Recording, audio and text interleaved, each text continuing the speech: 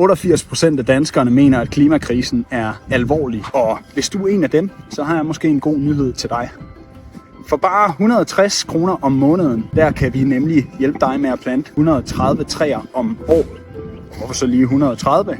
Jo, det er fordi, at den gennemsnitlige dansker har et klimaaftryk på 13 ton CO2 om året.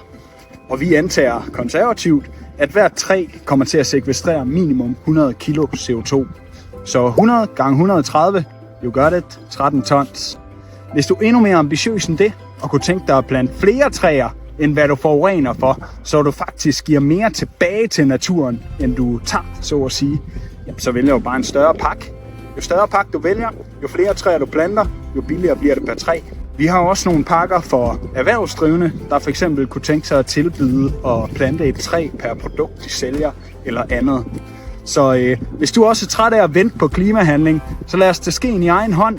Drop ind forbi treesy.dk i dag, og lad os sammen plante os på den rigtige side af historien.